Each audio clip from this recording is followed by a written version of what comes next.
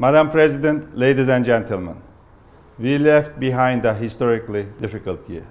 COVID-19 showed how vulnerable and interdependent we are. We need a renewed commitment to multilateralism. And human rights-based approach is the essential in responding to the pandemic. We should give attention to the needs of vulnerable groups, including women, children, elderly, migrants, refugees, and persons deprived of their liberty. Equitable and affordable access to vaccines, medicines, and medical equipment is essential. These are the principles behind our global assistance efforts and our provision of free healthcare to all at home. Indeed, we assisted 157 countries and 12 international organizations in their efforts against the pandemic. And in Turkey, we provide free treatment and vaccination for COVID-19 to all, including migrants and refugees. Ladies and gentlemen, the promotion and protection of human rights remain a top priority for our government. Over the last 2 decades, we have undertaken significant reforms. Obviously, there is always room for improvement. Despite threats by multiple terror organizations, our commitment to human rights, democracy, and rule of law remains firm. Judicial reform strategy and the 3 legislative amendment packages adopted last year, as well as the Human Rights Action Plan to be announced soon, are concrete examples.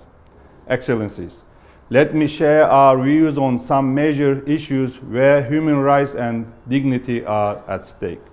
Xenophobia, racism, Islamophobia, and hate speech are on the rise. The pandemic further increased these dangerous trends. Offensive publications and hate speech against Islam and Muslims insult nearly 2 billion believers around the world. Yes, freedom of speech is key to any democracy, but this freedom doesn't give the right to insult the sacred values of others.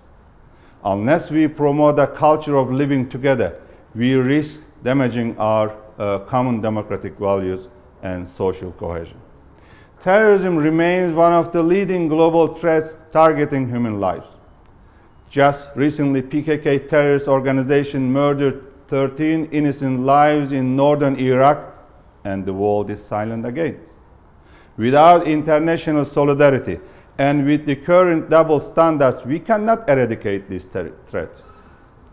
Having lost innocent lives to various terror groups, including the PKK, YPG, Daesh, and FETÖ, we know well that terror has no specific ideology. In Syria, people continue to suffer from the ongoing military offensives by regime forces and terrorist attacks. In addition to 3.7 million Syrians under temporary protection in Turkey, we contribute directly to the safety and well-being of 5 million civilians in northern Syria. Turkey is the only corridor for UN cross-border humanitarian aid to Syria, and even this corridor is under attack. It is essential to maintain this assistance. As the largest refugee hosting country in the world, we uphold our international obligations as well as the human rights and dignity of the people we are hosting. However, we are deeply concerned by the persistent practice of pushbacks occurring before the eyes of the European Union and Frontex. Israel continues to act with absolute impunity in the occupied Palestinian territories. The inhumane blockade in Gaza and expansion of illegal settlements by Israel remain a violation of human rights. Turkey will continue to support the legitimate quest of Palestinians for an independent and sovereign state of Palestine based on the 1967 borders with East Jerusalem as its capital. In Libya, each day, new mass graves are discovered in Tarhuna. Human Rights Council should contribute to bringing the perpetrators to justice. Although they made every effort towards a settlement, the Turkish Cypriots continue to suffer inhumane embargoes and unjust isolation. Despite these pressures, the Turkish Cypriots have their state, which functions as a vibrant democracy. In Nagorno-Karabakh, there is now a historic opportunity for a sustainable peace. We will continue to support initiatives for peace and prosperity in the South Caucasus based on regional ownership. And we hope that Armenia chooses to be a partner of peace. Turkey will reciprocate any positive steps taken by Armenia. We will also continue to support the peaceful resolution of the Abkhazia and South Ossetia conflicts while ensuring the territorial integrity and sovereignty of Georgia. Turkey supports Ukraine's territorial integrity, including Crimea. We will continue to support Crimean Tatars' aspirations to live freely and safely in their historical homeland. Turkey closely follows the human rights situation in the Xinjiang Uyghur Autonomous Region. The findings of the UN and other international reports are cause for concern. We share our concerns and expectations on the matter with the Chinese authorities.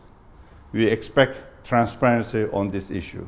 While respecting China's sovereignty and territorial integrity, Turkey underlines the importance of protecting the human rights of Uyghur Turks and other Muslims. We continue to follow the developments regarding the possible visit of the High Commissioner's team to the region, and upon China's invitation, we will also send our own national team to visit the region. We reiterate our call to the Indian government to ease the current restrictions in Jammu Kashmir. We wish for the resolution of the issue through peaceful means on the basis of relevant UN resolutions and the legitimate expectations of the people of Jammu Kashmir.